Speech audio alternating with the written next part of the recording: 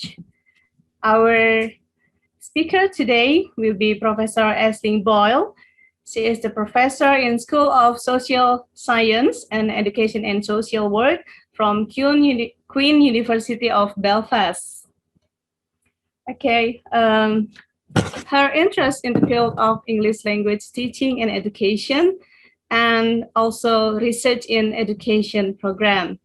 And today we will get very much information about corpus-based research and many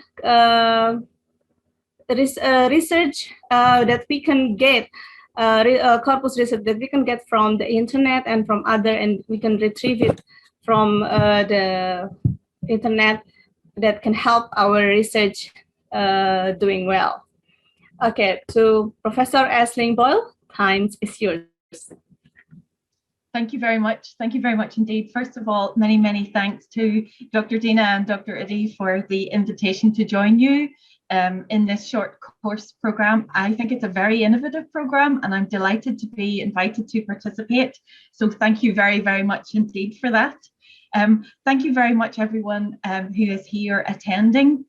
I really appreciate you taking time to listen and hopefully participate a little bit in this session and the next session regarding corpus-based approaches to research. I'm going to try and share my screen, so is that okay? I'll just bear with me for a second if that's all right.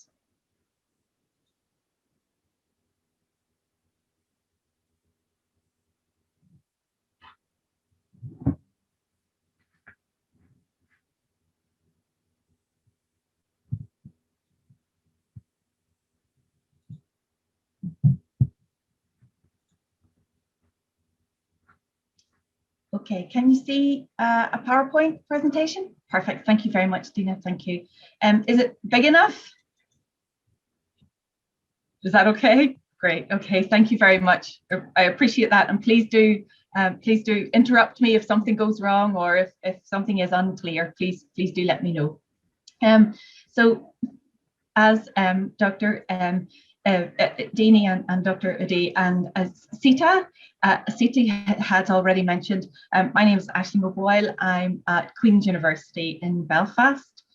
I don't know about you, but we've been on this online life for over a year now, and sometimes in these I really miss getting together with people. I really, really do. And I miss being able to travel, and I miss people being able to come and to visit. So the closest I could get was a map. That was as close as I could get, and to see where you are and where I am, and how big where you are is, and how small, very, very small where I am. And also I think I wanted to share as well just the view from my window. You know, that's what when I look out the window, that's what I see. And if it's something that you want to, I'm very happy if you want to share emails about our views from the windows, because I think sometimes it's good to connect a bit, just in these times when there's very little opportunity to connect with one another. So, sorry. So you have the information about our course, and I'm very happy to be part of this course because it is about sharing knowledge and practical skills of conducting research. So as was kindly mentioned in the introduction, I have a number of years of experience of working with corpora, designing corpora, developing corpora, but it's always been for a reason. Primarily my research is based in education research. So the things that I do with corpora, without corpora, are looking at how does education work, how does it not work, how can we make things better. And certainly a corpus-based approach to research can take you beyond the discipline or the field of education. It can take you into other disciplines. And that's why I was really, really happy to be invited to this, to speak about wider research, so education as social sciences research. And for those of you who are crossing a number of different disciplines, I hope that it will be of use to you as well. So we have two sessions, I'm delighted to say. The first session this morning focuses very much on sharing knowledge and some background information, and also delving into some of the practicalities of conducting research, corpus-based research. And the second session is very much more task-based, if you like. It's very much, I'll give us all activities to do, we do them together, and we work through them together. That's really important. For me, that's really, really important, because we know when we conduct research in the effectiveness of corpus-based approaches, that it is really important that you don't just read about research from a corpus-based perspective, that you get an opportunity to do stuff.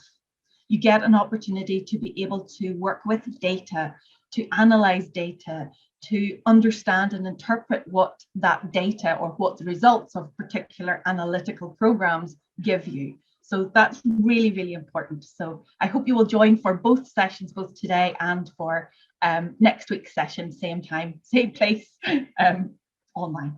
Okay, so we move forward then to what we'll be covering in this session.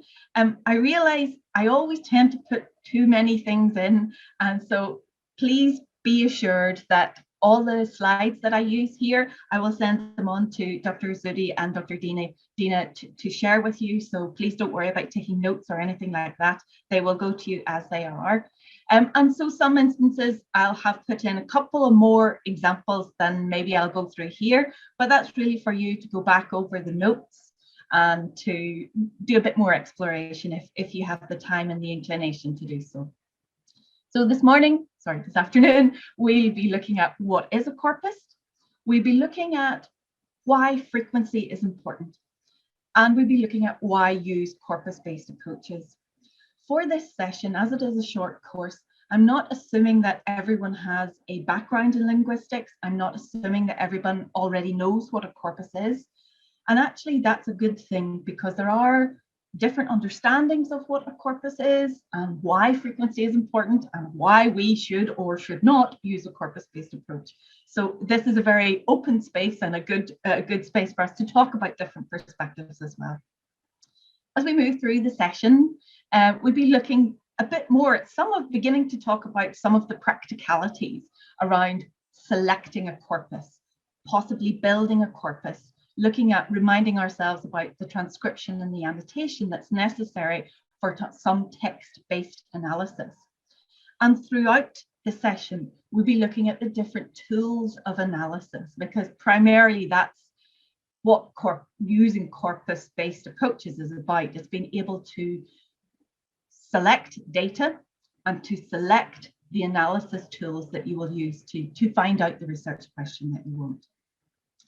Very broadly speaking, there are two different ways, there's more than two, but broadly speaking, we can think about using corpus methods in two ways. One is through a very corpus-based study. So where your corpus is the primary source, it's your primary research instrument, it's your primary source of data, it's what you're interested in, is the corpus itself. An alternative, or another way, which has grown a lot over the last 20 years, and I say that because I've been doing this over the last 20 years, so is that, if you like, corpus linguistics has opened up a bit more. It becomes less about pure corpus study and more about how corpus methods can be used with other analytical methods to support a textual analysis. Okay, and so we look at two of those examples. So on the one hand, there are corpus studies, which are very much around the design, the collection, the analysis of corpus as the primary. And there are growing amount of research which looks at using particular methods to aid text analysis. And there's two examples there. And I hope you've been able to access them freely and download them for you to read. And to feel free to email and to ask questions as well. The second session, as I said, just want to take a minute just to position how these first session and second session go together, is very much a hands-on approach. So we will be doing tasks, we will be conducting searches. Really, really importantly, we will be reading the results of searches. We can all, and I tell you now, we can all search a corpus. The problem is never in the searching of the corpus, because it takes the same amount of skill as it does to search any search engine. So Google or any other search engine that you might wish to look at.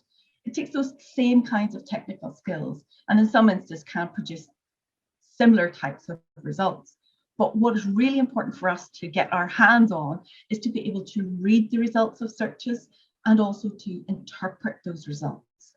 And those two parts, so the reading the results and the interpreting results, are very often where the most challenges are for people who are coming into the area of corpus-based approaches to research. Also within the second session, and it's important because the first and the second session go hand in hand, is we need to evaluate our use of existing corpora. So there are lots and lots and lots of corpora available. As Siti had said in the introduction, we are now using material that is available to us online, and there is lots of it. What we need to do is to be able to evaluate the usefulness of that for our particular purposes. Okay. I've just finished a piece of research where we looked at identifying some of the challenges of using corpus-based methods, and as a result of that, we produced a checklist and a guide to support our evaluation of using online corpus websites. So we'll be using that in session 2. Also, and I think this is really important, there are a lot of not only available corpora, but there are also ways freely available that you can construct your own corpus. And that's something that you may wish to do. And later on in this session, we think about why we might want to do that, but we also think about why we might not want to do that, and to be able to make those very informed choices. And then finally, at the very end of the next session next week, we'll have some reflection. And this is crucially, this is absolutely crucial to any researcher at any stage. An early career researcher, someone who's just starting off on a PhD, someone who's been researching for a time, someone who's been researching for a long time, it doesn't matter. Reflection on research choices is a critical activity for any researcher. And so we get into the habit of doing that then at the end of our second session. So that was just an introduction. So I hope that you will stay with me for this session and that you will join me again for, don't go anywhere, that you will join me again for next week's session. So in addition to, in addition to the materials from these slides, I would also, and a reading list as well, I would also strongly suggest that you engage with different types of material. So the material that we'll be going through today is based on research studies. There are, again, over the last 20 years, the amount of work that has been done on corpus-based approaches has grown significantly. And that is evidenced in some of the publications and the amount of publications that are now available in relation to handbooks and resource books. Now, I have listed some excellent resources here. If following this presentation, you want to find out a bit more, that you want some more practice, that you're thinking about really engaging with corpus-based studies, I would strongly recommend that you go to these handbooks and these resource books to increase your working knowledge of corpus-based approaches. Some of you, I'm sure, already are very familiar with some of these works, and I've taken it over the span of I suppose my lifetime as a researcher, from sort of 2000s right up to 2020, and personally I find these incredibly useful to do and useful to engage with. In addition to our handbooks and resource books, it's also a really good idea, I think, and this is again I'm speaking from my perspective, to build your background knowledge of corpus approaches to research in general. So it takes us outside of perhaps our research publications, it takes us out of perhaps things we might find in the library, to engaging with some of the sources of material that are freely available online. So things like blogs. Okay, there is a lot written in blogs about corpora and corpus linguistics, and it is really useful to read.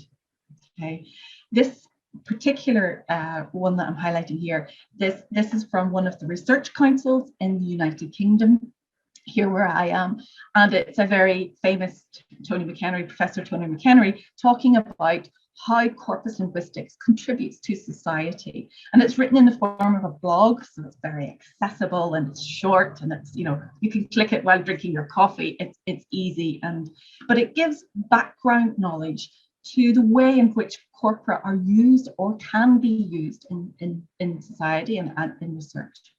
I've also listed another, and I say now, I get no sponsorship from anyone for highlighting these references. This, again, a very useful website is actually an individual academic's website, Pascal Paredes, full of information. So extra blogs, extra resource activities, which are really useful for those of you who would like to pursue this further. And also, this is again just an example. I'll be mentioning a few of these corpus linguistic software tools later on in the presentation, and we will be using them in the second section. So this is a link to Wordsmith tools. Some of you may already be very familiar with that, but it is good, to look at the variety of sources that are available. So a good combination of solid handbooks, resource books, some background knowledge from some websites, and also, you know, because I'm going to show it to you now in a second, engage with research articles. I think that is primarily, if you see something that you like today and you want to pursue it further, follow my advice from the previous slide. If you're really interested, get stuck into research articles, okay? Cannot highlight how important it is to really engage with research articles. I've clicked up the list here. This is through, so as an academic, I have access to a university library, as I'm sure many of you here are academics, have access to your own university libraries. And so using the search tools that are available through library websites, we can type in keywords like corpus-based study, and out we can come with lists of articles. Okay, and that's absolutely crucial. It's exactly the kind of thing that we should be doing. And I'm sure, and I think I'm correct in saying that there was systematic reviews in an earlier session. So you should be familiar, I think, with being able to engage in the kind of literature review searches that we all love and like to see. So what I want to show you is the geographical spread and the topic spread of those who engage in research articles. I think it's pretty clear sometimes, and I know I've just completed some research, that there sometimes can be a very either a global north focused, or there can be an east-west focus sometimes. But when we look carefully, we can see that people who are researchers involved in corpus-based studies come from everywhere and are looking at research, are using corpus-based research methods to answer their research questions. So just to highlight some of these, so this is a book publication, Corpus Linguistics in African English, published by my colleagues Alexandra Esmaje and Basi Antia. So this illustrates again what I mentioned at the beginning about having two different ways of looking at corpus-based study. One is a very corpus-focused study, where a corpus is the primary source and it is the purpose of the research. And this is the example here of Alexandra Esimaje's work on a corpus of Nigerian English learner language. Or we can look at using a corpus and corpus-assisted text analysis to look at a particular issue. And in this case, Basi Antia and his colleague Tamsin Hendricks looks at transformation, the discourse of transformation in a South African political party. So those, again, it's just the illustrations of the two different types, if you like, or two different types of corpus-based study. Hopefully you will see here, and some other references included here. You can see we're talking about, and from what I engage with, I look at English language in relation to corpus, but obviously it can be any language. And here we have work here of conducting a corpus platform of Indonesian academic language. Here we have a look at gender stereotypes in language through a film corpus. So very different topics and different approaches. So please engage with some of these research articles. Okay. All right. So that was background, if I may. That was a little bit of background. So what I want to talk a little bit about now is a corpus. I've said it, I don't know how many times, and I'm sure some people have Google searched what is a corpus. The plural, you've heard me say, is corpora. Sometimes in US context, you may hear the word corpuses, but people then choose which suits you best. But the point here, a corpus, in its most basic definition, is a collection of computational, authentic spoken and/or written language samples. Okay, I'm going to give you lots more definitions of what a corpus is, but core to what a corpus is, it's a collection. Okay, so it's not just one, and that's important. We'll come to that later on when we talk about frequency. So it's not just one text, it's a collection of texts. Authentic spoken and/or written language samples. So we have different types of corpora. We can have a spoken corpora, we can have a written corpora, and as you would likely understand, contemporary corpora, we are looking at electronic corpus, so e-communication, electronically mediated communication, as forming a way of collecting language samples and a way in which language is used. I want to just highlight here the notion of language samples. Sometimes when we search in a corpus, what we get looks very different to our everyday experiences of working with language in real life. Okay, so, and I hope I'm illustrating this as this is your chat that you're having in the coffee shop. Okay, someone records that, someone then puts their headphones on, starts to transcribe it, and puts it onto a document. That document then has to become machine readable, so it has to be typed. It can't just be handwritten, it must be typed. And the software program will be able to analyze the marks that are made on that particular typed document. So what we get when we search a corpus always looks really, really different to our experience of language in real life. And that's something that we need to be prepared for before we begin exploring a corpus. Because very often, I think about my master students, introducing students to a corpus, we click in and we play and we do all sorts of searches, and then they ask, so where is the spoken data? And I say, no, that was the spoken data, but it was transcribed and it looks very different. Also, when we think, we'll come back to this later on, when we have to move spoken language to a written form, there are changes and interpretations that we have to make. Things like, how do we signal pauses?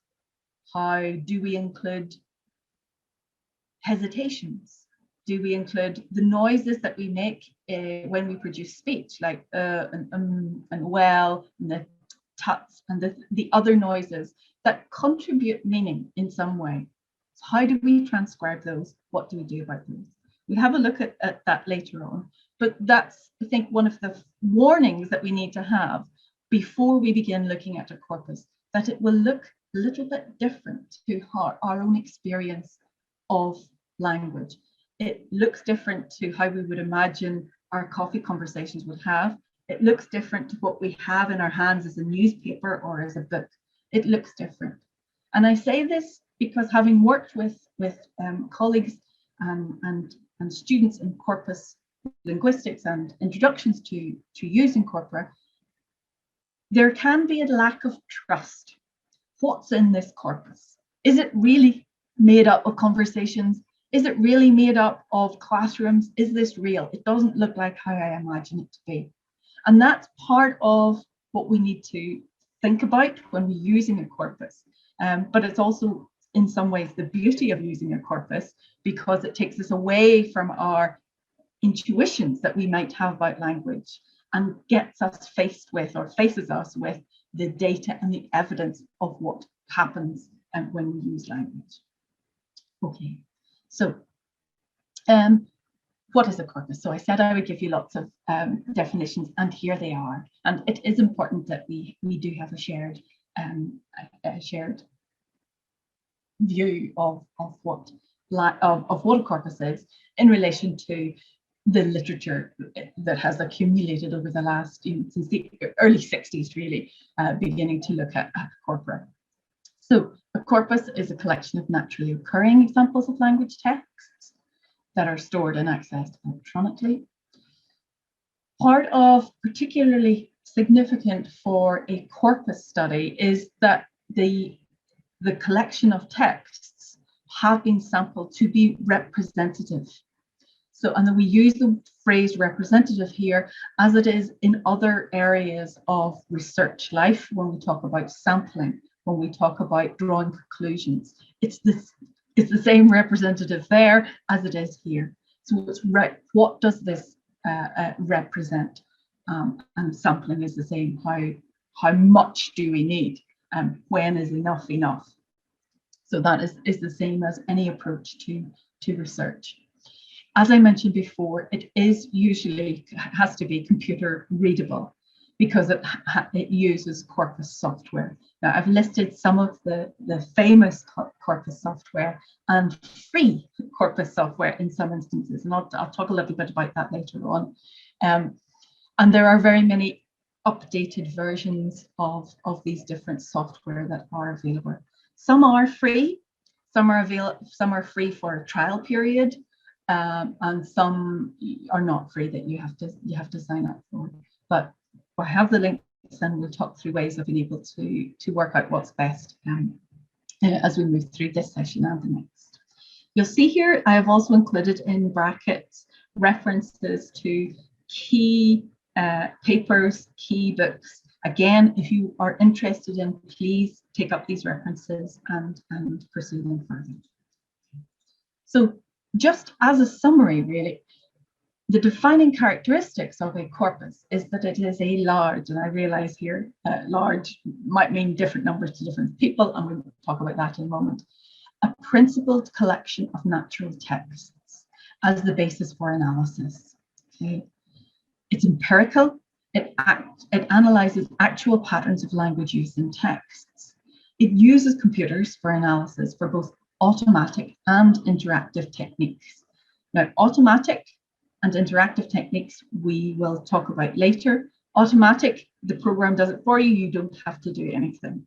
Interactive, you do have to make some selections and some decisions about the software that you want to run and about the exact tools that you want to run on your data. One of the things that sometimes gets forgotten is that analyzing a corpus or any corpus-based approach to research requires both quantitative and qualitative analytical techniques. The software will count the number of something. It will show you how strong the relationship is between one item and another item. It will not tell you what that relationship means. That is your job on reading and interpreting the results. Okay, and that is a qualitative process, and that's what we're spending a bit of time on in the second session, being able to interpret results. So that's key. There are different types of corpora. Again, there are long lists of corpora that are available, but I just want to point out some of the main different types of corpora. So a general reference corpora, you may have heard of the British National Corpus as an example. You may have heard of the contemporary corpus of American English. These are what this tends to be a very large corpus. Now, what do I mean by large? How big is large? When we talk about something like 10 million words, 10 million words sounds like a lot. When we look at written data, 10 million words isn't a lot. Okay.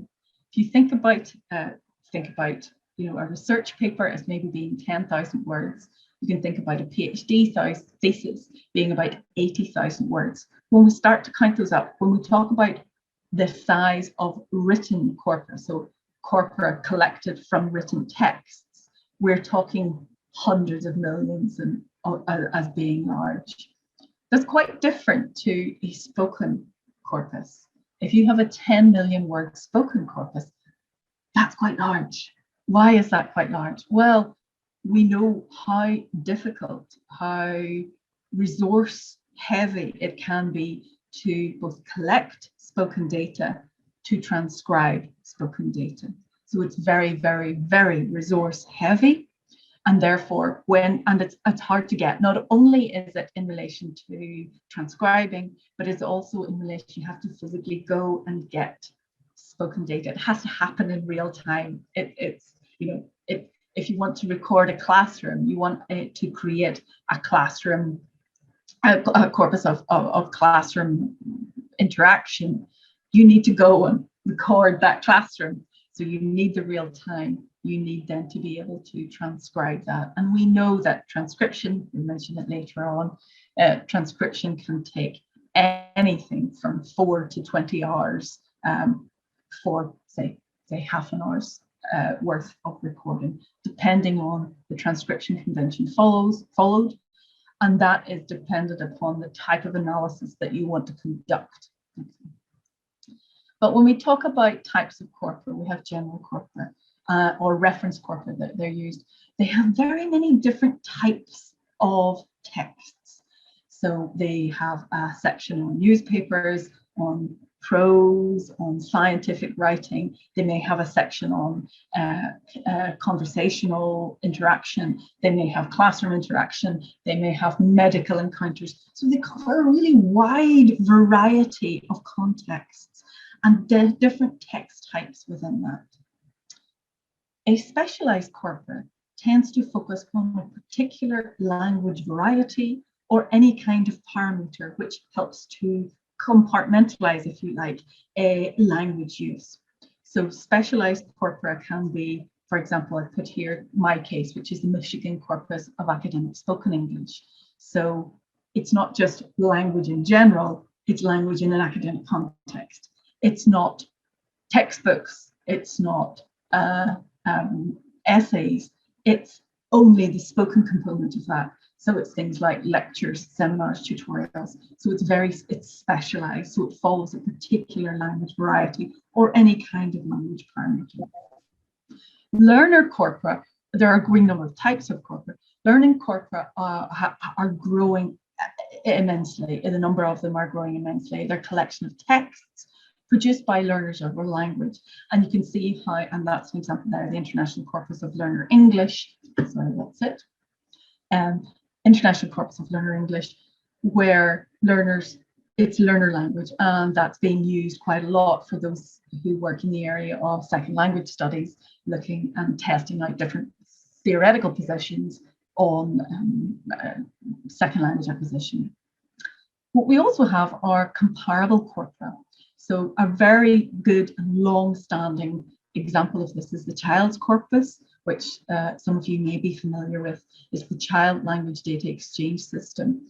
And it was really about looking at first language acquisition and being able to collect data on how is it that children acquire their first, second, third, and fourth, whatever it is, languages.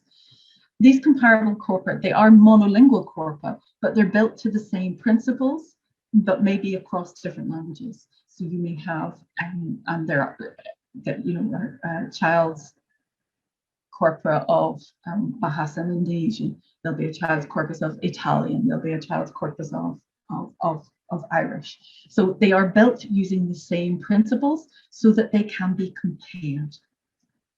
We also have, there are long lists of different types of corpora, and I've put a link here to further information on them. We can also think about static corpora and monitor corpora. Static corpus is one which kind of does what it says. It sits still. Okay, so you have gone out, you've collected your data, and that's it. So you don't add to it and you don't take away. So it's self-contained, if you like. Monitor corpus is where new texts are being added pretty much constantly.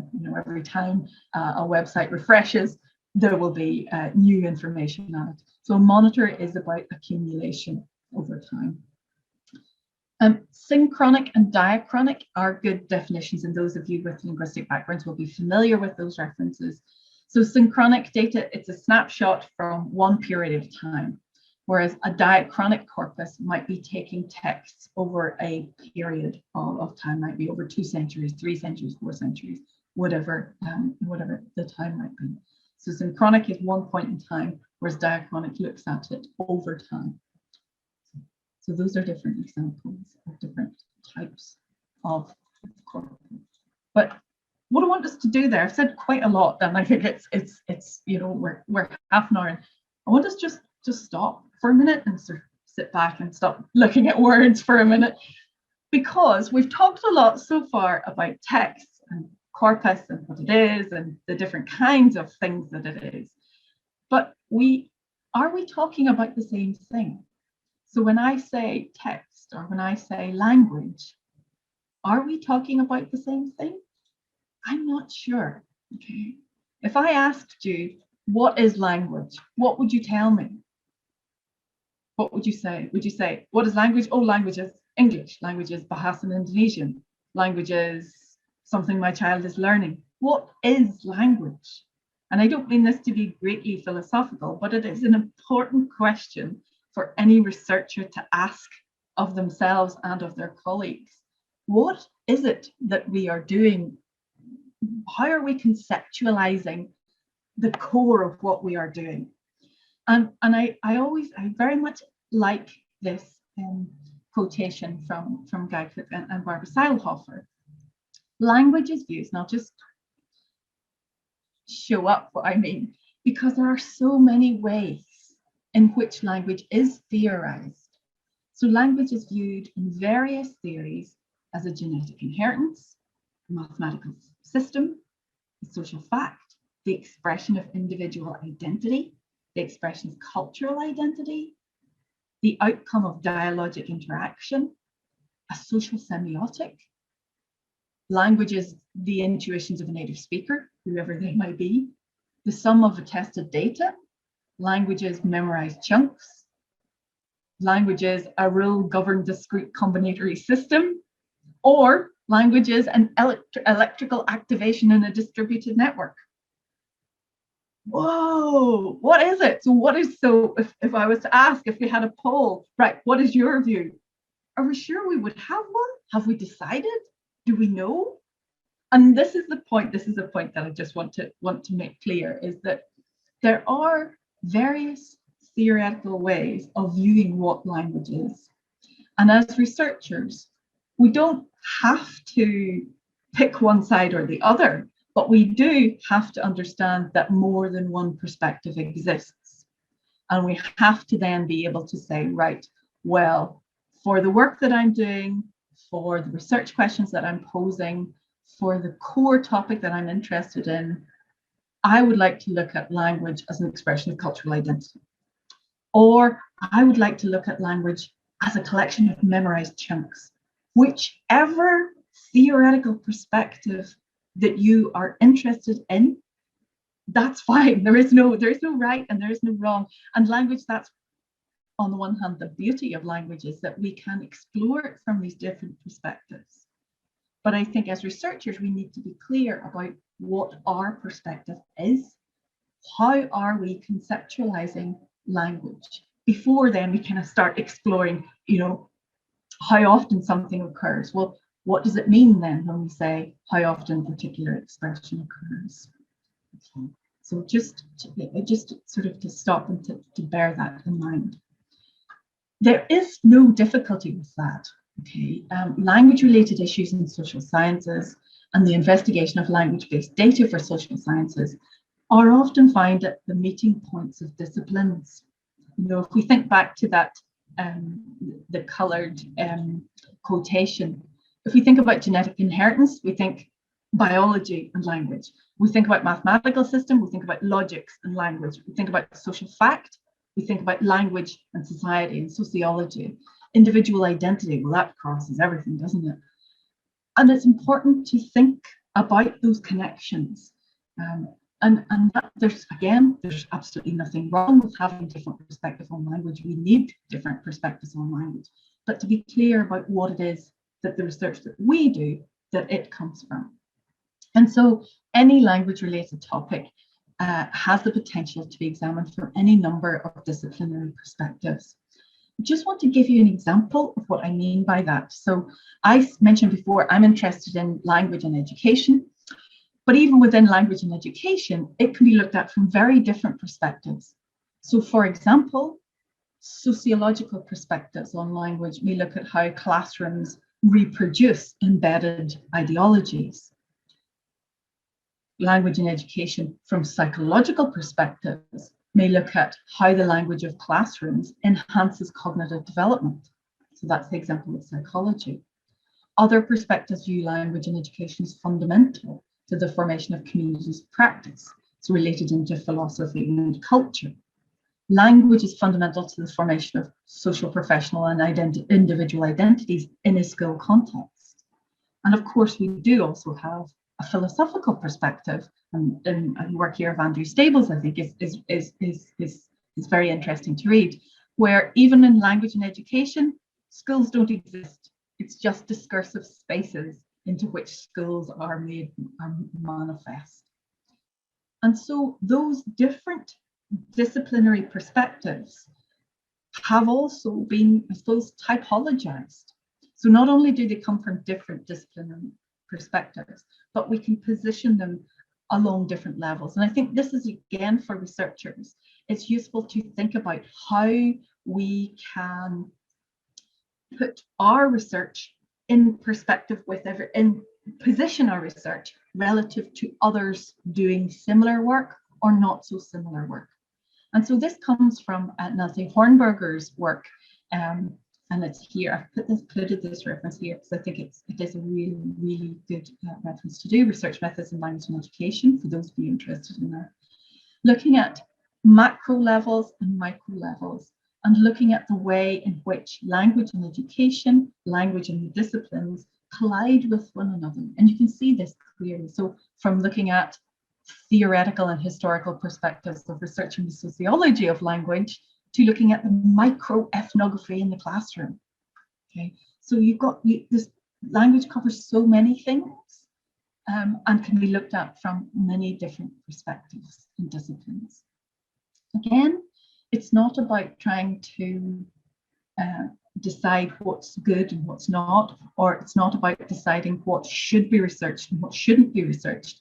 It's being able to position your own research question in relation to other research that exists. So we think about PhD students being able to show that they can make a contribution to knowledge. Well, which particular field of knowledge are you making your contribution to? And I think as researchers, we know as researchers, increasingly our work is being looked at for the kind of impact that it has. And that's really important when we begin our research projects, is to look, well, this piece of research, what kind of impact is it going to have? Where is it going to be positioned within our research world, within our current understandings of the world? Okay, so that is just, I suppose, my call really for us to stop and to stand back and to think about language and what we mean by that. It is our role as researchers to evaluate different theoretical perspectives. And if you're interested in reading more about corpus linguistics, one of the first arguments or discussions, debates that you'll come across is in relation to some of the origins of corpus linguistics. And pretty much one could argue that it was to some extent, a dissatisfaction with some ways in which language was being researched and language studies of language were being presented. And this is often sort of separated out into very formalist approaches to language and functionalist perspectives on language. And they occupy different ontological and epistemological positions. On the one hand, formalist perspectives view language as a mental phenomenon derived from universal innate inheritances, whereas others, from a more functional perspective, view language as a social phenomenon, which is actually derived from the uses through which it is employed by human beings operating in their environment. And sometimes this is rightly or wrongly associated over with what de Beaugrand refers to as armchair linguistics versus field linguistics. So if you think about armchair, so we sit back and we invent nice examples that language works, you know, the monkey is in the tree, the orange is on the table, some of those kinds of invented sentences that we come across. Whereas field linguists, they kind of do what they say. They go out into the field, they capture instances of language in use in the situation in which it occurred. And that brings us back to one of our first definitions, naturally occurring language. So it's not made up, it actually happened. So when we think about a corpus of texts, those texts actually happened as a result of somebody doing something with language. It wasn't made up, it wasn't invented. It was them doing something with language. And so as researchers, we need to be able to evaluate different theoretical perspectives. And I would say this, one of the ways that we can do that is to look at what do different theoretical perspectives take as data. So what data, what do they consider as data? What's good data, what's not good data? Okay, so as I mentioned, Robert de Beaugrand's work very much was critical of formalist approaches because they were founded on invented examples and based on the intuitions of the researcher. Can I just, intuitions of researcher, intuitions of native speaker. I'll give you a really good, and this is a good example, well, I think it's a good example. I remember one of my first English language teaching jobs was in Japan, and I co-taught alongside a Japanese colleague, and she came in to me one day and she said, "What's the difference between like and as?" I said, "Oh, I don't know."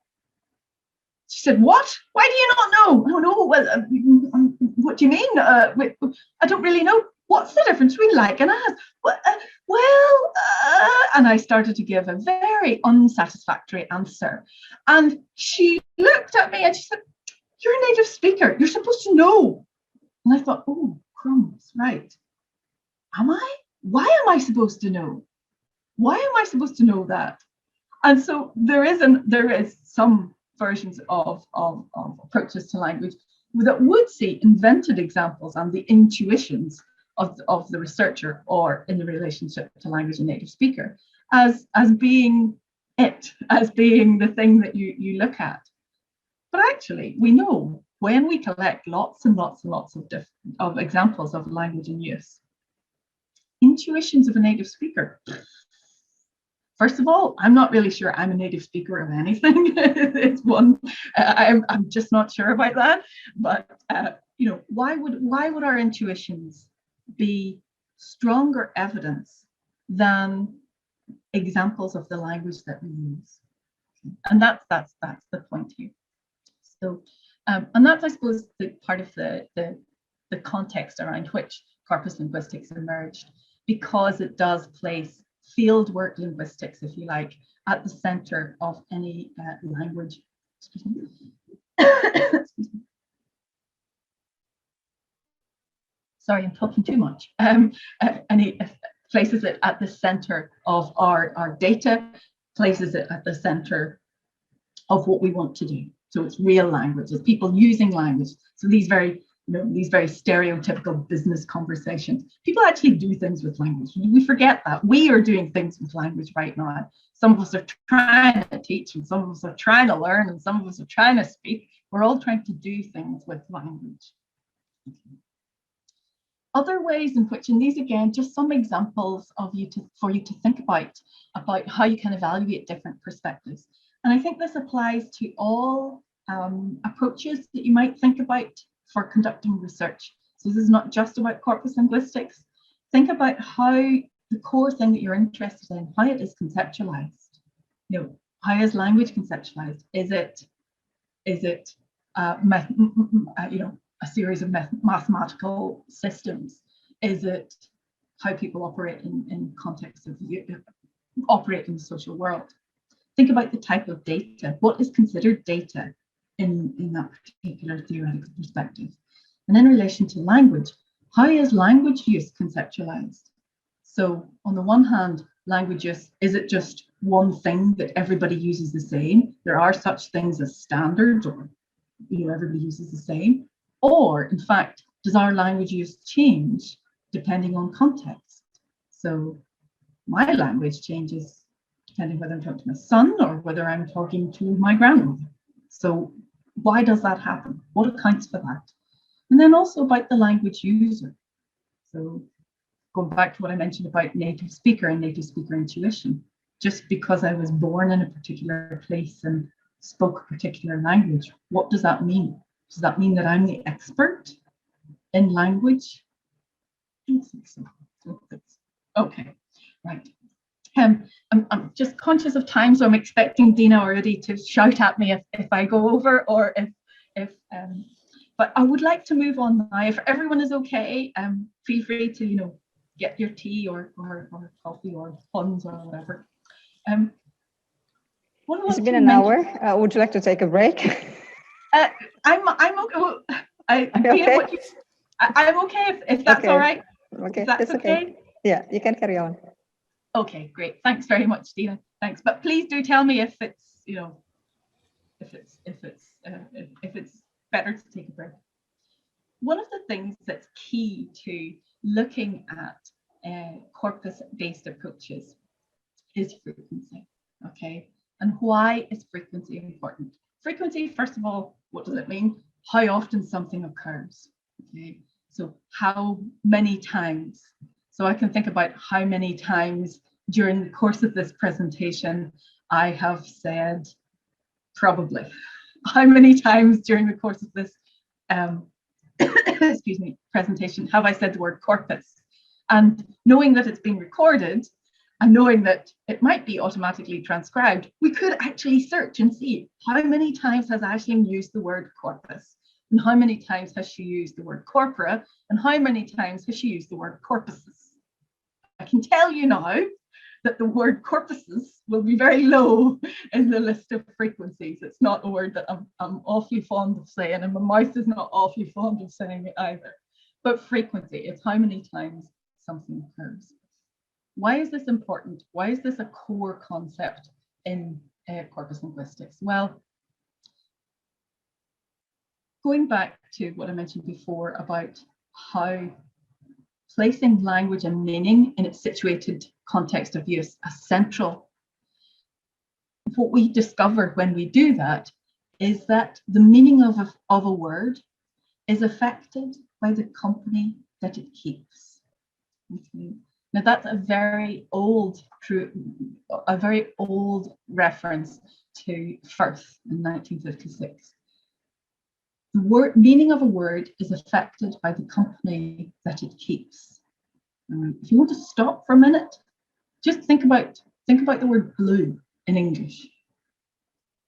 Like blue. Straight away, you're thinking about your dictionary definition of color, right? But that might not be what I was thinking of. I might have been thinking about blues music. I might have been thinking about a phrase, black and blue. I might have been thinking about feeling. What else? I don't know. Feel free, anybody to come. Feeling. It's like Feelings, feeling absolutely.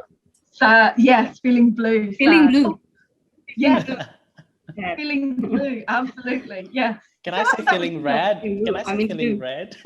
Feeling red. Exactly. Feeling red. And why? It's like I'm Yeah. on fire. I'm feeling In red. flame. Yes. Feeling red is in flame, on fire, On fire. Yeah. full of So really, on really fire. And that's a really interesting example, Lydia, because in English there is the phrase, feeling blue, meaning you're feeling sad. But Right. in English, the equivalent, I'm not feeling red, I'm feeling very red. And you're right.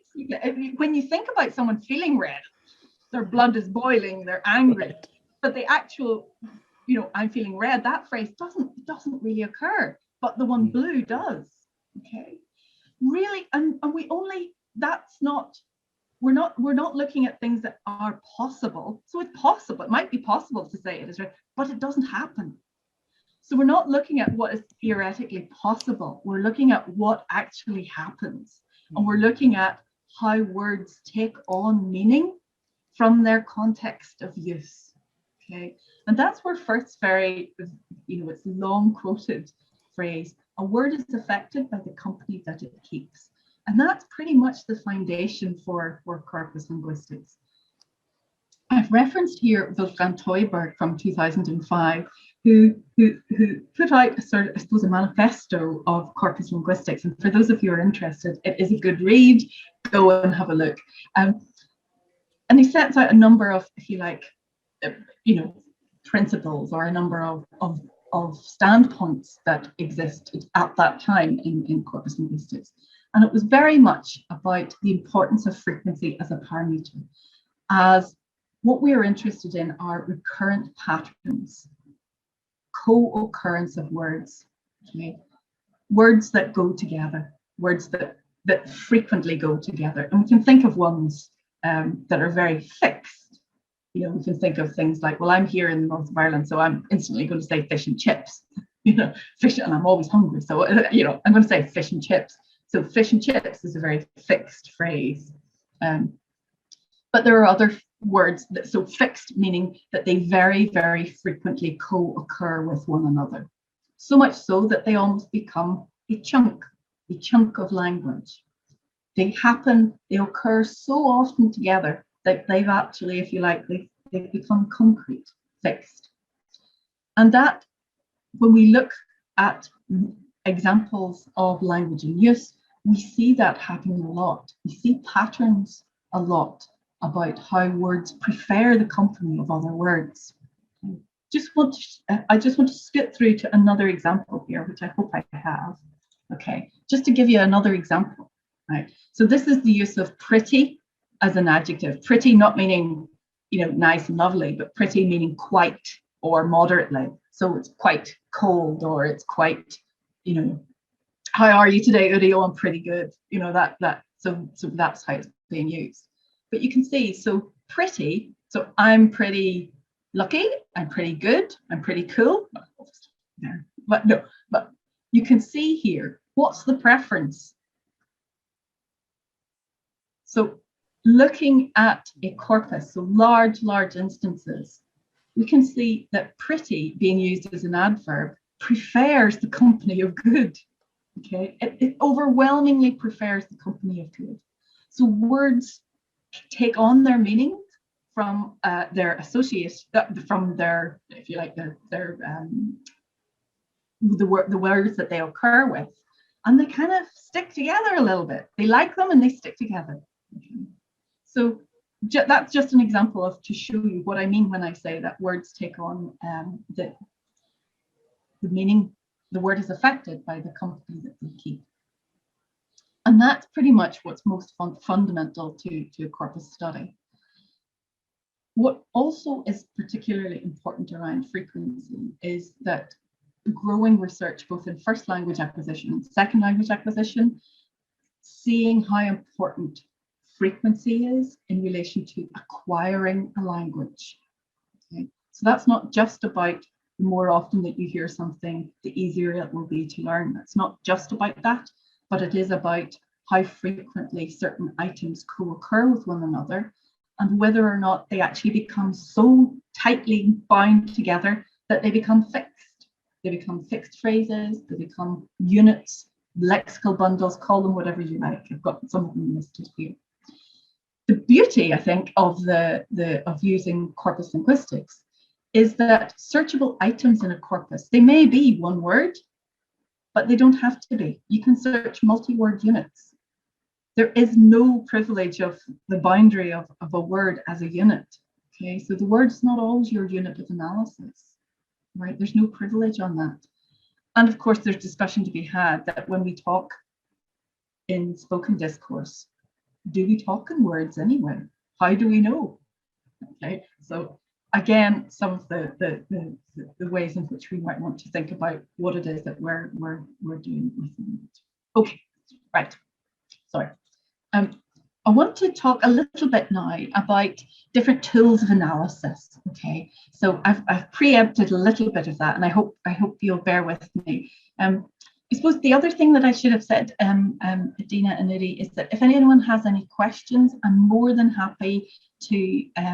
If we don't have time for them today, I'm more than happy for people to send me email questions, and I can put them together and answer them at the beginning of the next session, whatever suits. I'm happy to answer any questions. Yeah. I know 2 hours is a long time and we might not have time for questions, but really happy to answer any questions. Otherwise, I think it's a good time to have like question and answer session before moving on to these tools of analysis.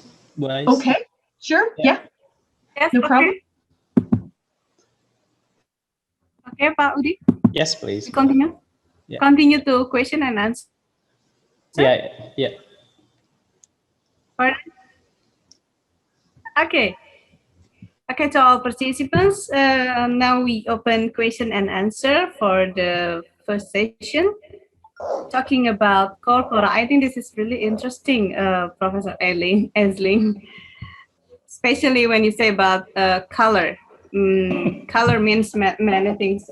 When I write my master degree, I write about metaphor, and I try to get some corpora from the internet about one word with other word go together. For example, what do you say? Fish and chips, French fries, and so on. Okay, the participant, we open the question and answer. Silakan yang ingin bertanya, boleh ditulis di chat atau langsung raise your hand.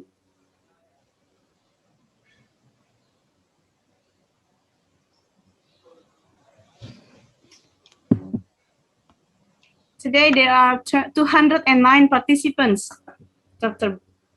Wow. Esling. More than 200 participants for this short course. But thank you very much, everyone, for attending. I saw.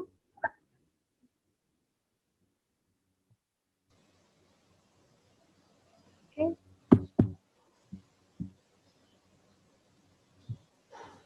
If there are, I think I'm interested in your presentation about. Yes, question. Silahkan, ada yang mau bertanya? Mungkin aja, Mbak, ya. Nanti pertanyaannya mungkin di akhir, Mbak. Oh, di akhir. Oke. Okay. Ya, dengar dulu mungkin pertanyaannya nanti lebih kepada praktisnya kali. Karena kalau teori kita kan pada umumnya kan tahu ya. Right. Oke. Okay. Dan Ibu Airlingnya juga menyarankan seperti itu tadi ya. Kalau ada pertanyaan di chat atau di email gitu. Ya, ya bisa di email. Ya, bisa di email. Daripada kita. But I see in the chat box there's a question, Ibu Tirtayasa. There is a question in the chat box. Yes. What is the keyness? What is the keyness in corpus linguistics? The key point, probably. Yeah. Keyness. The key point in corpus linguistics. Thank you. Thanks very much. Keyness is one of the topics that we're going to come to now in a minute. It's an interesting, keyness is a reference to keywords.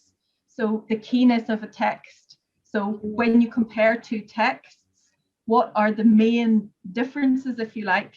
What are the main similarities? Keyness, what makes one text so different from the other text?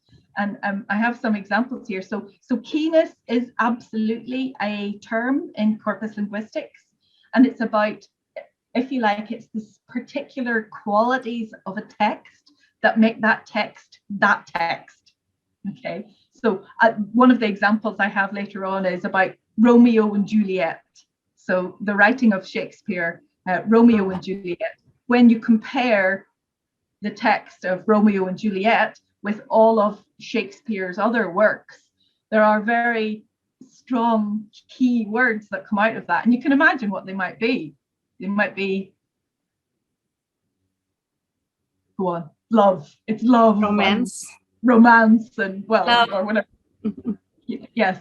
So that's, if you like, those, but they're from the words. They're not about the meaning, if you like. It's about the words. And that's the keenness of the text.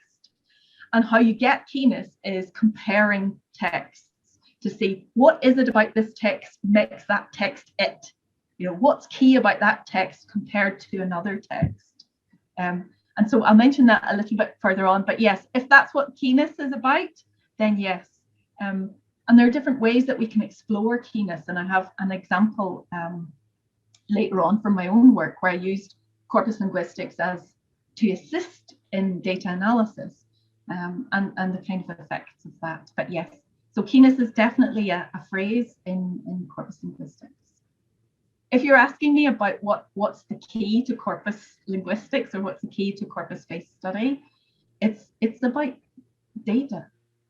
I can't kind of escape this. It's about it's about using data, because the data has been produced by someone using language, and that's I think, to me, if you ask it, to me, that's what makes it very different from any other type of approach.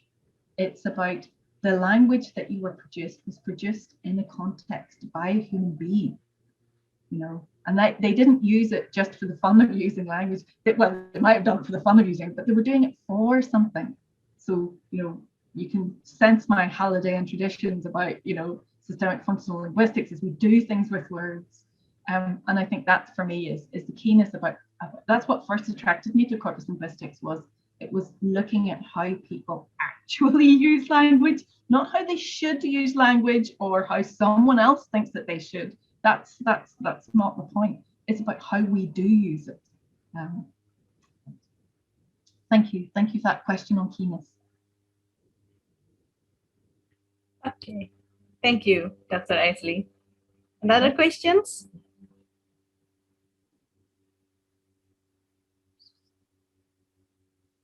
So the keyness is the data itself. So the keenness that exists in the media. Yeah. Keenness, yeah. Okay, we still open one or two questions, and then after this, you're going to continue to describe about your last explanation. Okay. Other questions? Probably we can continue again. Sure, no problem. And as I mentioned before, there's a lot of information here, and it might, you know, people might want some time to think and to read through. And I'm very happy to get questions by email. That's absolutely fine. So there's no pressure of time. You don't have to suddenly think of a question. You know, if you have one and you want to think about it, please do, and then get in contact and let me know. So some of the fundamental tools of analysis are word lists, keywords, and concordances. Okay. Excuse me. So first of all, we deal with word lists. Okay. So this is a tool. It is a method of analysis that generates a list of all of the words contained in a file. Okay. So you may have a corpus of 100 texts, and each text is in a separate file, and it generates a list of all of the words contained in that file, and it records how many times that word appeared, okay, or occurred in a particular text. Then each file is compared with each other, and collectively you can look at whole word lists. So a word list for a corpus is the most frequent words, and they are all listed. So it depends on how many words you have in your corpus, how many different words that you have in your corpus. You might have, you might have 4,000 different words, and those 4,000 different words are all, if you like, ranked about how frequently they occur. Okay. So one of the things that very often cited, I'm sure everyone has seen this before, when anyone says, what's the most frequent word in English? So frequency, the most frequent word in English is the most useful word in English. It really isn't, is it? The most frequent word in English is the, right? And we can see this as repeat over again. Well, is it? It depends on what's in your corpus, all right? And we'll come to that hopefully in a minute. Very often, it's a really useful way of being able to compare different corpora, to be able to compare their word lists. Okay? And we'll do this short task in a minute. Also, in relation to word lists, the software that you use can help you then to identify clusters. So it can identify which words tend towards one another. Okay? And that's from the same software. So just to give you, on the next slide, you will see the word frequencies for the 10 most frequent word counts across 4 different data sets. Okay? So you're going to see a table with 4 columns, and each column belongs to a different data set. What I would like you to think about, I've said observe here, but think about, have a look at, what are the similarities and differences in these most frequent words? And think about any explanation for those observations. So there is so this is a corpus of shop customer encounters. That's from the Limerick corpus of Irish English.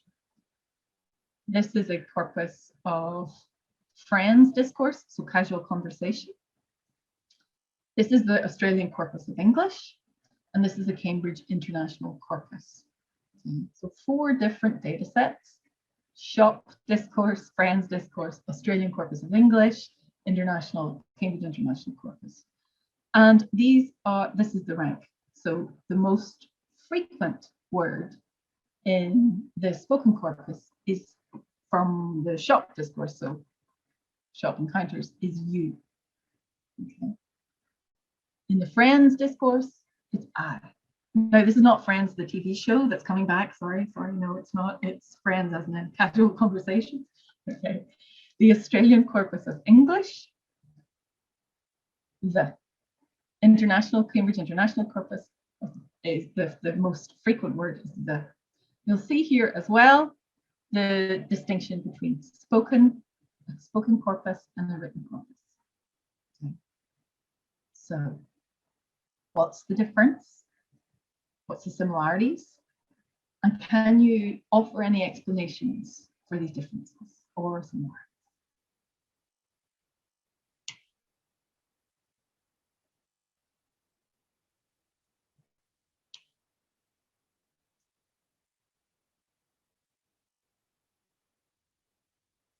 I don't know if anyone wants to unmute their microphone and share their observations. I know that's hard to do with 200 people, but if anyone wants to, that's. Silakan yang mau memberi komen. Everybody need. Can you unmute? You can unmute.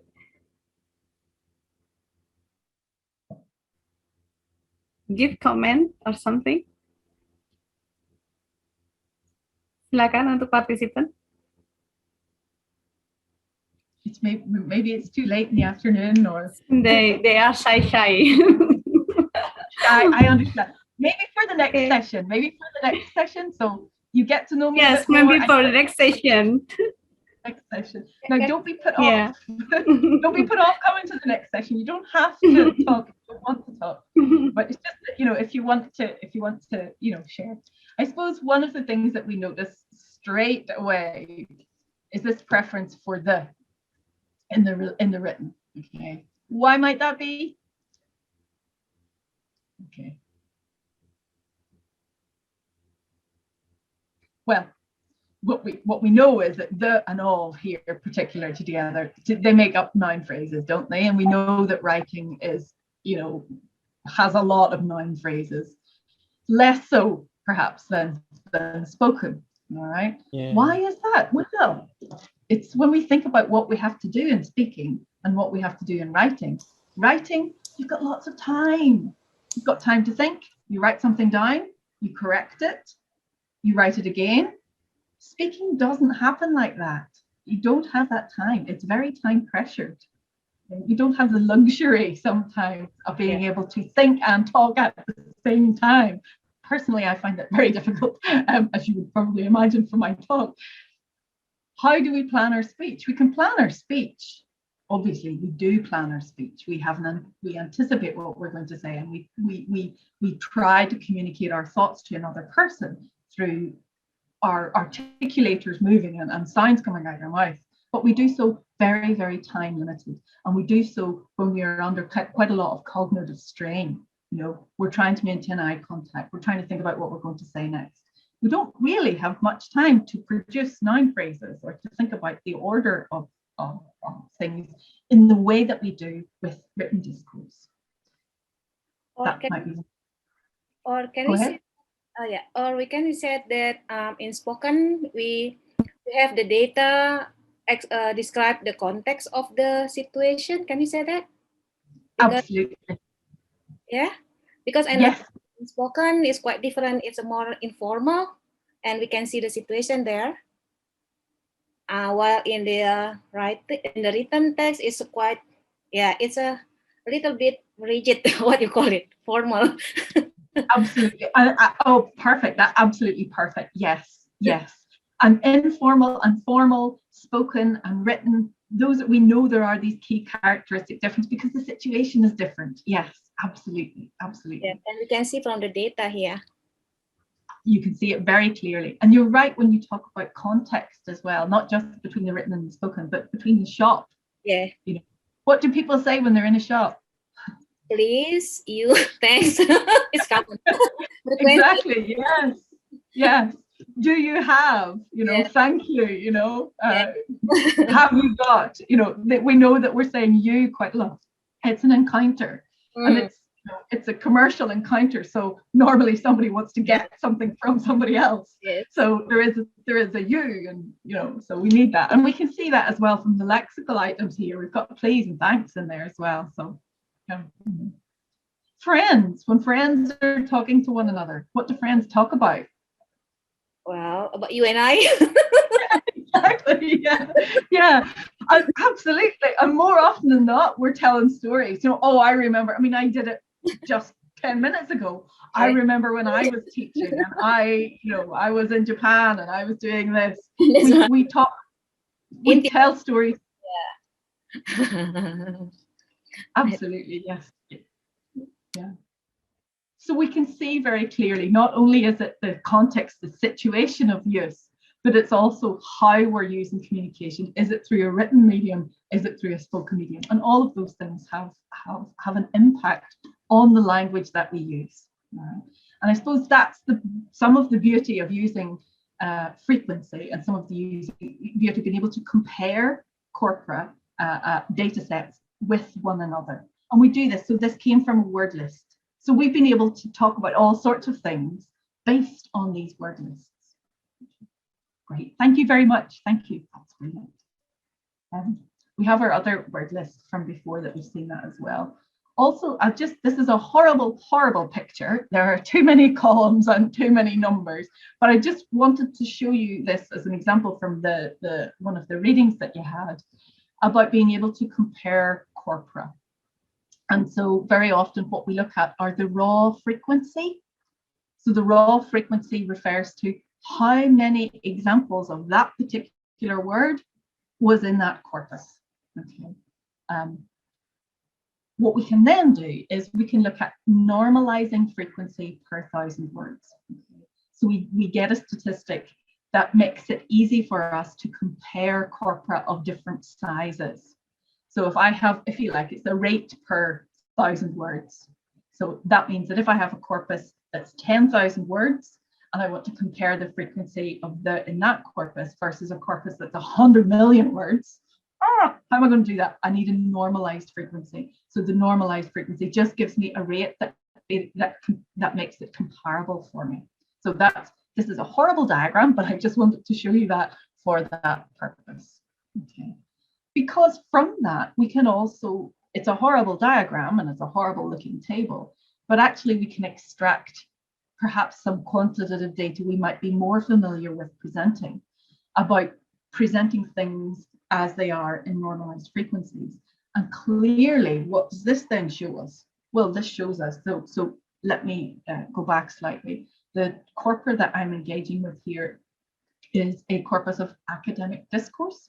So UniTalk is taken from a university context, and ELT-Talk is taken from an English language teaching context. So it's a comparison of classroom discourse, but two different contexts, two different classroom contexts. One is an English language learning classroom, and the other is a university classroom. And we can see here, again, grey, horrible, I apologize for the lack of colour here. We can see differences occurring, and that's part frequencies, and I mentioned before, similarities, differences, that's what we're talking about here. We're talking about differences, similarities. We're talking about occurrences, frequencies. That's the language that we use in corpus linguistics. We don't say that one is better than the other. That's not what this is about. It's about frequency. It's not that we should be doing that. It's not that that's better, that's worse. There is no data on that. That's not the data that we're looking at. We're looking at what actually happens, not what should happen or what could happen. We're looking at what happens. And so when we look at this, we can see really clearly that in UniTalk, the person who says you most often is the person in the role of the teacher or the tutor. And you can see, we can think about why that might be. Can you turn to page 62? If you look at this board, you will see this equation. You see you occurs quite a lot because the tutor is, trying to engage with students and using different, and we'll have a look at these in the next session. We'll have a look at the different lexical chunks or lexical bundles that teachers use in classrooms and how they differ from the kinds of bundles or chunks that we might find in course books or bundles that we might find in conversation. And what corpus study shows us about classrooms, for example, is that they are very unique spaces that actually bring in academic and conversation, and actually, are very unique spaces at classrooms. Anyway, we'll leave that for the next session. But that's really, so we're still talking about word lists here and about how we would use them. So this is what I was talking about keyness. The example there. So keywords. So this tool allows you to develop a list of words which are unusually high in comparison with a designated norm. That norm might be a reference corpus that I mentioned before, or it might be another series of texts from within the corpus itself. So here, Scott and Tribble, so the references that I'm putting here, you may think they look a bit old, but these are quite seminal references that if you are interested in, I would strongly advise you to go to some of the more historical references. Just again, kind of background on some course studies. So KW, keywords of Romeo and Juliet versus all of Shakespeare plays. Okay, so Romeo and Juliet, Shakespeare. So these are the words which are key to this particular play by Shakespeare. Death, love. Now these are done alphabetically, as you will see here. This is not done in order of frequency. Okay, that's something to remember when you are looking, as we will be next week, when we produce our word lists. Always make sure that if you want to look at your word lists for frequency, make sure you're ranking them by frequency. If you're looking at them for keyness, it will automatically come up as alphabetical, right? So don't assume that these keywords here are ranked. They're not, they're presented alphabetically. And one might come up with a hypothesis that love is going to be the one that's the most frequent. I think, Dina, you said maybe love or romance or Romeo, there you go. Interesting. Be interesting to see which, an interesting question might be, Who gets mentioned more often, Romeo or Juliet? Or are they the same? Interesting gender stuff there. All right. Okay. So I mentioned when I was talking about keyness, about how keywords can be used in corpus-assisted analysis. Just to go back, I think you mentioned, City, about you were interested in metaphor. And that, again, really important, and there's increasing amount of work being done around metaphor analysis, and I'll put in some additional references. And there seems to be a sort of very standard approach to be able to identifying metaphor using corpus linguistics, a very well researched, and I'll make reference to that next week. So, but the fundamental there would be around keyness, metaphor and keyness as well. Okay, so just to give you an example of keywords in a corpus-assisted study. So this is like the second type of study that I mentioned. Please don't, please don't interpret my idea of two types of study as there are only two types of study. There are not only two types of study, but I want to show you two different ways, two different types of study. One's very corpus-based, and the other is much more corpus-assisted. And so this is an example, again, just from my own experience. I was involved in an educational project. The aim of the project was actually to look at educational reform on 14 to 19-year-olds across England in 52 colleges and schools. So it was an education-based study. It was a clear sociological and educational aspect to it as well. And so we had quite a lot of data. Any of you who will know about collecting recordings, 40 focus groups is quite a lot of data to record, quite a lot of data to get. That 40 focus groups means that 40 times researchers went to different schools and sat down with a group of 14 to 19-year-olds and talked to them for about an hour. So quite a lot of data to get through. And so the purpose of the project wasn't about corpus, it wasn't about language, it was about educational reform. But within that data set, we could take the perspective of language as language in use. And we could take the perspective of, I want to see what their social interpretations are. I want to see that. So we can use the same data for different purposes, right? Depending on what your perspective is. And so, yes, they were interviews. And I think there is a much more growing acceptance now than there had been, say, 20 years ago about, I do recall plenty of conversations about what counts as data in corpus linguistics and what counts as naturally occurring.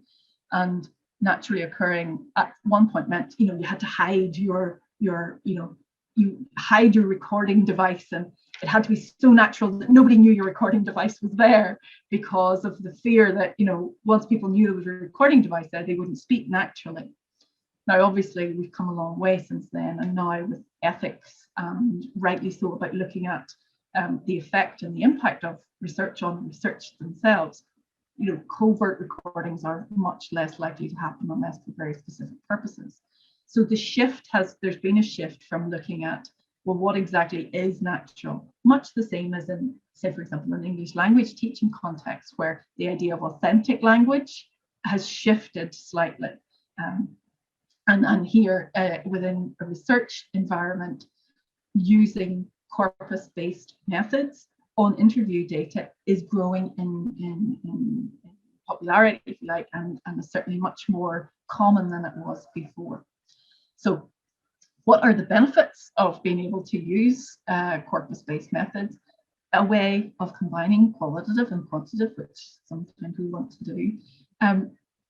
Just to be very, very, very frank, there was a lot of data and I wanted to look at all of it. And for me, when I have a lot of data and I want to look at all of it, I think a corpus-based approach is an easy way, and it's an easy way to get into data because the software does it for you. You can search for things that you think might be significant. You can search for words. You can you can search for individual items or phrases. You can also conduct keywords analysis. So it is an incredibly useful way of being able to analyze quite a lot of data all at the one time. What I find most useful was that it helped me to identify particular texts from across the sample that I wanted to explore further.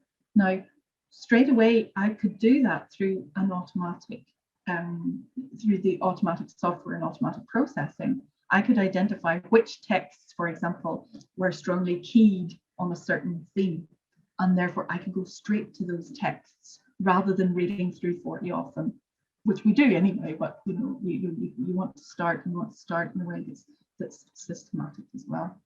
So again, this is just to give you an example. So I compared the 40 texts. So what was special, if you like, about each individual text? And as you would imagine, possibly, you know, in a focus group study, in a large study like this, we were all asking the same questions. You know, that's the whole point of the focus groups. We were all asking the same questions 40 times to different groups of people, right? So you would expect there not to be, you know, you wouldn't expect there to be a big amount of difference between each text, really. But actually, when we searched across, and what stood out across the text was indications of inclusion and exclusion. So I looked at we, so pronoun we, for example, and it was positive. So it was positive, so meaning that it occurred more often than not in these 5 texts, and it was negative, so it never appeared in these 5, or it rarely appeared in another 5. Okay, so I thought that's very interesting. Let's have a look. And so that was my way into looking at these 40 texts, and I looked at where we was a positive keyword. So there were lots of we's. When young people talked about we, they were talking about themselves as the same group. They were talking about themselves as students. They were talking about we as separate from teachers, and we and them. It was them and we, you know, that was their distinction. They were putting themselves as a student body versus the other, who was the teacher or the parent. When I looked at where the 5 focus groups where we was a negative keyword, so rarely occurred, these were very different types of subjectivities. Okay, so, and that's what we're interested in when we look at interviews. We're looking at people's experiences and subjectivities. They were markedly different. Okay, there was no we's. When they referred to other students, they referred to them by their name. They didn't say we did this or we did that. It was, oh, it was him and her did whatever. They were speaking from themselves from a very, very individual perspective. And actually, this was reflected in some of the lexical phrases that they used. So they sometimes said explicitly, "Oh, I don't speak for anybody else. I speak for me, and you know, I'm speaking for me." And what was really interesting was that we could then looked at how the way that these subjectivities were coming through. Very often, you know, we might think about 14 to 19-year-olds as being a homogenous set of young people or teenagers, but actually, when you look at their experiences, as you know, we would kind of want to be able to show and demonstrate through research, is that there are lots of complex groupings. And for us, particularly in this, what was interesting was that through that language analysis, what we found were that the 5 negatively keyed texts around we were actually interviews from students who had been previously referred to as perhaps disengaged. So it wasn't, we weren't using that categorization of disengaged to apply it to the text. It actually came the other way, in that we were able to look at these texts and say, actually, that's a way, if you like, of drawing this methodological point, that we can look at a data set both from the bottom up, but we can also look at it from the categories from above as well. So that again, so just an example of how we can use corpus-based approaches to research. Okay, concordances now. So concordances, core tool in corpus linguistics, and it really just means to find every occurrence of a particular word, and it just lists them. So every occurrence of a particular word, and it places it to the right and to the left. It gives you context to the right and to the left. What it's really, really useful is to look at collocations. Okay, and so collocations are about information of words, so words that co-occur, that go together. Just to give you an example of what concordance looks like. So this is yet. So this is a search for yet in the corpus. And this is what's in front of you now is what we would refer to as a list. So this is a concordance list. So the word that you've searched for comes down the middle, and there is text to the left and to the right. Okay. And why is it presented like that? Well, it kind of forces us to look at the word and to see what is on either side of it. So if you remember back to what we talked about as first, as that key phrase about the meaning of a word is in the company that it keeps, we look and see what is in the company of this word to the right and to the left. Now, obviously, this is very, very visual. We talk about to the right and to the left. It's very written focused. We don't talk, when we talk, we don't talk to the right and to the left. We speak as we are in a continuum that's temporal rather than one that's spatial. But for the purposes of I suppose, for looking at text based on the computer screen, this is what we have to do at the moment. And what do we notice when we get a concordance line like this? And we're looking at yet. What do we notice about it?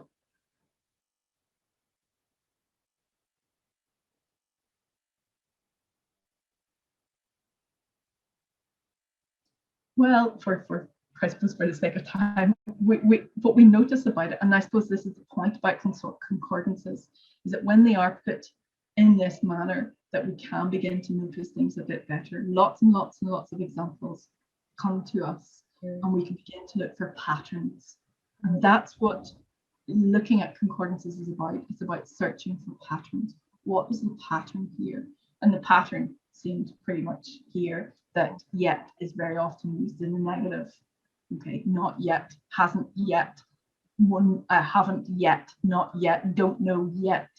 So yet, you could say here then, yet occurs quite frequently, or depending on the side, but it co-occurs with the negative form of a verb. And so collocation really then is about, we can calculate statistical tendency of two or more words that occur together, and vocabulary item very much preferring the company of another item. And we can think of another example, just I'll quickly just show this. We can think of the word stick. So stick, what does stick normally go with? What is a stick, first of all? So is stick being used as a verb? Is stick being used as a noun? Well, if we look at say the word stick, you can see that it occurs very often with these other words. Okay, and I've used the corpus of contemporary American English here just to show you what this looks like. All right. So next week when we're searching, one of the corpus that we'll be using will be the corpus of contemporary American English, for lots of reasons, and we'll talk about those next week. But it gives you what this word stick, what does it co-occur with? And you'll see with is the most frequent. Okay. Stick with, so stick with it. So you might hear that when you're talking about research, stick with it. It's really hard. Oh, I can't do it, but you stick with it. Stick around, stick together. And those are some of you can think about ways in which language research has often looked at way that words collocate and phrases that go together as well. So that's just another example. And this is a reminder really that more of this, we'll be doing a lot more of this. I say you as well, we'll be doing this in our second session. I suppose one of the things to point out is that we only have 4 hours together, and in a way, we're kind of going through quite a lot in a very short space of time. But, and I suppose I put the picture here as, it's a drop in the ocean. But the other way of looking at that, of course, is, well, it's another drop in the ocean. Okay, the ocean is made up of lots and lots and lots of tiny drops. So, it's not wasted. We're touching on some things here, but I hope that they will be able to encourage you to think about how you might, if it's suitable for you and for your research question, how you might think about corpus-based approaches. So from looking at what we've talked about so far, the corpus-based approaches, why would you use them? I suppose that's the key question. Why? Why would you use them? Well, if you're asking me, and you're not, but I'm going to tell you, there's a lot of automatic processing that a computer can do and software can do that we as humans can't. We miss things. We know this ourselves when we're, we miss things. We are human. We are not machines. And therefore, the automatic processing and the analysis of really large amounts of data really, really quickly is something that you want to think a lot about. Do you have lots of data that you need to go through? Do you want to look for something in particular? Do you have a specific research question that a lot of instances of language will give you an answer to? And those are the core questions that you want to ask yourself about why using corpus-based approaches. I'm sure, as others have said on the short course about research, approaches to research in social sciences, above all, it is your research question that answers that. Why do you use a corpus-based approach? Because it will answer my research question is always the answer, all right? So it is up to your research question. Do you use a corpus-based approach to the analysis of metaphor? Well, you might, if you want to look at the emergence of metaphor over time, you want to look at the emergence of metaphor in a particular context, whatever that might be. The answer is always, it's your research question, okay? The other thing I want you to think about, the other dimension I want you to think about is what I mentioned before. What is your position of data? What is your position on data? What to you does language do? What does it, how is it conceptualized for you in your research? And so those are the questions. All of these questions are connected. Thinking about why should you use, why could you use, why can you use, why not? And I'll come to why not in a moment. So it is about the automatic processing and the analysis of data. It is also about the unreliability of intuitions. My example of like and as, is a good one. Our intuitions about language are sometimes unreliable. And in our next session, I set you a task to go and challenge your intuitions. I hope you don't mind, but it will be a challenge. But I want you to have that experience of going, no, I'm absolutely certain that doesn't happen, or that does happen, and actually going searching a corpus, and you find out it either does or it does not happen. So that's absolutely key, and having that experience of having your intuitions tested with data and evidence is a good experience for researchers. Why not? Well, I think there are lots of reasons why not for using a corpus-based approach, and they're sometimes as important to think about as why use. Now, obviously, I'm going to be encouraging people to use it, but I'm only going to be encouraging people if it fits your research question above and beyond all. You might want to remember there are plenty of criticisms around corpus linguistic approaches. It is bottom up. It focuses on specific linguistic features, and it's very text-based. We're quite a far way off multimodal corpora, which can incorporate things like paralinguistic features that can include much more variety of visual data as well. Colleagues certainly are working on head nods and gaze and gesture, but we're not as far on as we would be with more text-based, more written. So that's something to bear in mind, that we are dealing with linguistic features. Okay. Corpora are unable to give information about whether something is possible or not. Okay. So it's not going to tell you if you can say, I'm feeling red today. It's just it's possible to say that. Of course, it's possible to say that. A corpora is not going to tell you what's possible. It's just going to tell you what has happened. Okay. And it will give you a prediction, possibly, on what may happen and will happen in the future based on statistical analysis. Corpora will also show nothing more than their own particular contents. that's really, really important, and it is something to think about if you're considering compiling a corpus, that you think about the kind of metadata that you want to include. So normally what gets included in a corpus is the text itself. Sometimes it gives when it was collected, where it was collected, who produced it, in what context did they produce it, in what region of the world did they produce it, but sometimes it doesn't. Okay, so something to be aware of, that when we talk about that as metadata, so the kind of additional information which provides additional information about the text which has been included in the corpus.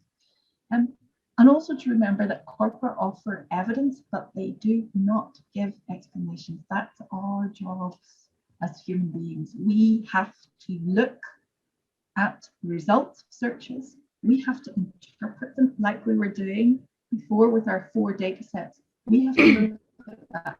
We have to offer explanations. They do not explain, and they do not give us the explanation. That's up to us in our interpretation. And we'll be doing more examples of interpretation next week as well. Just a few. Dr. Aisling? Yes. It is about 15 minutes. There are 2 participants ask you questions. Yes, Can I please. read the questions? Yes, please. The participants are Ibu Lucy and Ibu Ika Handayani. Are there any tools that we can use to make it easier to analyze the corpus for beginners, maybe Yes. like application or the web? And Ika also asking about corpus.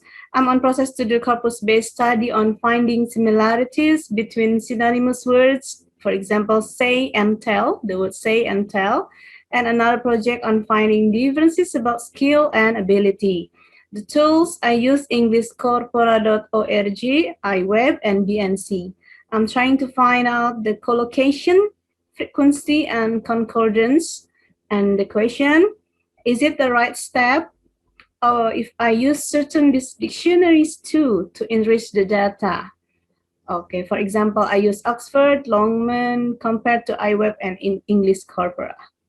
Thank you, Dr. Bowling. Brilliant, brilliant. Thank you very much for that. That's brilliant questions. Thank you. Tools for beginners. What we'll go through next week, I hope, will be a step-by-step to being able to access and search an online corpus.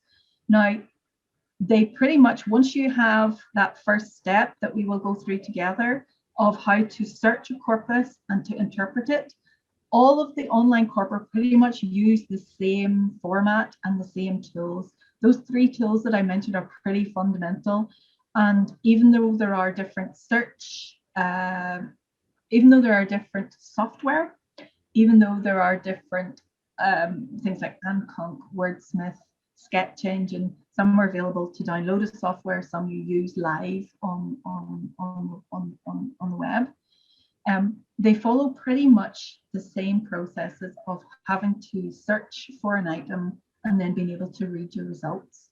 So hopefully, I would hope that by the end of next week's session that you will have had your beginner tutorial in how to use a corpus.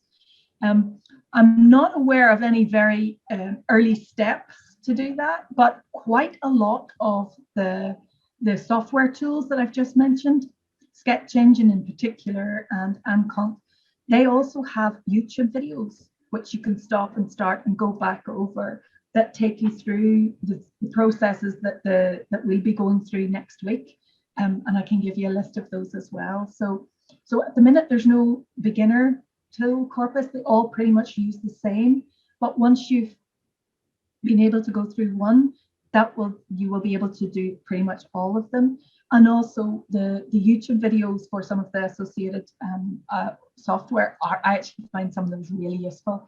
And also the corpus of the Contemporary Corpus of American English, COCA, that there are some really good tutorials on that as well, available on YouTube as well. So I hope that answered the question about tools for beginners. there seemed to be, that was a description of a corpus study there that someone was doing around differences between, you know, what's the difference between say and tell, skill, ability. Yes, and some of the corpora that we'll be looking at, corpus, contemporary corpus of American English, you can look at the concordance lists. So you can put up your lists of say and tell, and you can begin to investigate and explore what are the collocations, where do the similarities and differences lie. Again, it is around the human interpreting the lists that are presented. So looking for, well, where are the collocations? What looks to be collocating more with one verb or the other? And then it may involve, you may need to do a further follow-up search to test out your hypothesis about what collocates with what. So you never do just one search. You're always learning and repeating your searches and exploring further into the corpora. You mentioned there about dictionaries. That's a really interesting discussion that's happening in some of the research on using corpora-based methods, and particularly for language studies. You might want to think about where the information from your dictionary is coming from. So again, going back to, you do get dictionaries nowadays that are based on corpus data, or you get dictionaries that are based on previous dictionaries or a combination of previous dictionaries plus some additional more contemporary research. So just as, yes, I mean, using a dictionary I think is a good idea, but always think about where the data in your dictionary has come from. It can come from corpus, but not always. So yes, I hope I've answered those questions. But like I said, if not, please let me know by email or whatever, and hopefully I'll be able to answer them next week as well. Is that okay? Thank you, Ms. Boyle. Thank you. Thanks very much. Thank you. I have a question, Bu Ais. Yes. Okay. Yeah. Asking how possible is it to involve human participants in a corpus-based study? As you said, like corpora only provide evidence, but not providing us with explanation. So I see like what is lacking from corpus-based studies that the so what level. So how possible is it for us to like involve human participants in a corpus-based study? Yes, that really, really, really good question. A number of ways in which actual human beings have been involved in corpus-based studies. There was work conducted in relation to academic writing, for example, where a great amount of corpus work was done on how academic writers write and the choices that they make, and from the evidence in a corpus. So we think of people like Ken Hyland and Nigel Harwood, and latterly John Swales, have argued that we need to take our corpus findings and go back to the people who would use them, who have used them, to talk about the findings with them. Why did you, we find that this particular rhetorical device is very popular, is very frequent in, say, for example, research articles. Why do you use this when you're writing? Why do you use this? So, and I think increasingly that will be the case. I think increasingly we will be combining corpus-based studies with other, so we won't be relying on linguistic elements alone. We will be looking at perceptions and experiences and attitudes as well. So I think there is a growing understanding that a corpus-based study can only do so much, and it is really important to remember the human participation in the production of that, because that's what think about. Why do people say what they say, or why did they make that choice? Sometimes you don't know why you do it, but there are ways in which we can ask, or we can, particularly, a lot of this work has been done in writing, because writing takes a good deal of contemplation, and people can often articulate why they wrote something in a particular way. And there's different software now that's available that will capture how writers write at the moment that they're writing. So they record the deletions and they record the additions and they record the spelling mistakes, and they actually record how people are using, how people are writing at the same time as looking at the end product. But yes, combination, I mean, we can see this in not just around sort of corpus studies and qualitative interviews about the topic, but actually we see corpus linguistics and approaches to language analysis being complemented with other methods. So we've got conversation analysis, which may, in some instances, is also using corpus-based methods. We've got critical discourse analysis, which uses a lot of corpus-based, corpus-assisted work. So there are combinations both with human participants, but also with other research methods as well. Thank you. Okay, Thank you, Udi. Ashley. Yeah. Does it answer your questions? Really. Okay, thank you, Udi. Yeah. It's really interesting questions. Is there any other questions from the participants? One more questions. Still have 5 minutes.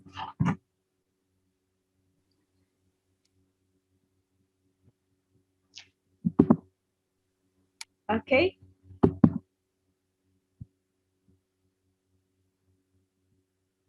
Probably it's enough. Another questions? If you still have more questions, you can send email to Dr. Aisling Boyle. And yes, and we continue to the second session about this corpus-based approach. If there is no other questions, do you have any anything you want to say to wrap up this, or Yeah, I think something? Yeah, I think Prof. Boyle Okay. Yes. say. I think Prof. Boyle still has something to say about the PPT. I hope that you continue the presentation. Please, thank you. I'll make it brief. Okay. Yes, thank you very much. I will make it brief. I suppose I did want to put in some additional comments, really, just about building a corpus, but we can talk about these again next week. Yeah. And I think it's okay, and some caution, I think, as well about how there are. So if you want me to wrap up, then I'll finish with this. When we think about using corpus-based methods, we can think about whether we want to conduct a corpus study, or we can think about how we want to use the corpus tools to assist us with finding things out that are not primarily directed to corpus studies. One of the best things that we can think about is the kind of corpora that are available and to try them out. Okay, I know that they're not the friendliest looking. Okay, I know I think it's a combination of kind of computational studies and linguistics. Sometimes they're not the nicest looking software, they're not the nicest looking websites to get into. But can I suggest between now and next week, if you want to have a look, have a click through some of these websites that are here, have a look through, try and see if you can see word list, you can see keyword, you might see collocation, some of the things that we've been talking about today. There is so much available that you want to ask yourself a very serious question about whether or not you would want to build your own corpus, or whether a corpus already exists from which you can select data. Okay, and that is a really important question. Now, I'm not saying that you should never build. Of course you should. There are lots of advantages to building. I think you get lots of experience building, and there may be very good research reasons for building your own corpus that it doesn't exist. But there's caution attached to that. But if I could say one thing about, if between now and next week, if you want to click on some of those to become a bit familiar, even if it's just having a look at what color their backgrounds are. So Coca is blue and the other ones are red. I mean, if you want to just have a look at them, because a lot of things we need to try them out, and I think that would be a useful way to do that. Don't worry about that we haven't completed the rest of these slides. I'm more than happy to pick up from that from next week. And please do let me know if you do have any questions. Happy to answer them by email or to start again at the next week. This is, as I said, just a drop in the ocean, and there's a lot of information here, but I hope it's been a little bit useful for you, and that if there's something that interests you, that you can go and pursue further. So thank you very, very much for your attention this afternoon. I hope you have a nice evening. I very, very, very much look forward to seeing you next week for some more less talk from me, I have to say, and more doing from you, which I'm sure you'll be very glad to hear. So thank you very much indeed. Thank you. Thank you, Prof. Okay. Thank you very much indeed, Dr. Aisling Boyle. Let me wrap up in Bahasa Indonesia. Corpus is a collection, kumpulan dari data-data otentik, baik dari data ujaran atau data lisan, yang merupakan bisa dari hasil yang diproduksi oleh data nyata yang sudah ada, kemudian dikumpulkan dalam bentuk computational, ya, seperti itu. Kemudian why is frequently important? I think Dr. Aisling Boyle has already present that seberapa sering data itu muncul, misalnya dalam kosakata di pasar atau di toko, seringkali digunakan kata you, berapa sering kata you itu digunakan, seberapa sering kata itu, kata I digunakan dalam konteks di suatu kantor atau konteks tertentu. So, meaning, makna itu berkaitan dengan konteks tentunya. Jadi, untuk mengaitkan ketika kita melakukan penelitian, data korpus itu banyak, ada tertera di internet, kita bisa mengambilnya langsung. Kalimat yang diucapkan oleh Dr. Aisling Boyle yang saya sangat ingat, drop the ocean, drop to the ocean, berselancarlah di internet, karena banyak sekali, seperti yang disampaikan oleh Dr. Aisling Boyle, banyak link yang bisa kita klik untuk sesuai dengan kebutuhan kita, seperti tadi pertanyaan dari Ibu Ika mengenai kosakata say dan tell, tentunya bisa tinggal klik saja, nanti akan muncul kosakata tersebut dan kita tinggal mengolah data tersebut dengan computational analysis. Thank you, terima kasih banyak, kurang lebihnya mohon maaf kepada para peserta, mudah-mudahan minggu depan akan lebih menarik lagi karena ada tantangan. Dr. Aisling Boyle give us challenge to do more on searching and drop to the ocean, and what is it? Swimming, yeah? Swimming to the ocean to find out about corpus more. Am I correct, Dr. Aisling Boyle? Yes, safely. Okay, yes. Thank you. Yes. Okay, thank you very much indeed, Dr. Aisling Boyle. Thank you to the participants. Thank you, Pak Udi. Thank you, Ibu Dina. I think that's all for today, and I'll give you the time to Ibu Dina again. Thank you very much, Ibu Siti Aisyah. And thank you very much also for Dr. Aisling Boyle. Looking forward to meeting you next week on 23rd of March. But to all participants, I would like to remind you that we have the third sessions or third series for this program, which is tomorrow at 3 o'clock, don't forget, on digital literacy. And make sure that you also follow our social media, just to make sure that you have latest updates about our program or the program from International Office of UNTIRTA. Okay, thank you very much all. So I'll see you tomorrow. Bye. Bye. Yeah, thank you everyone. Thank you, Aisling. Thank you very much. Thank you. Thank you. Thank you. See you later.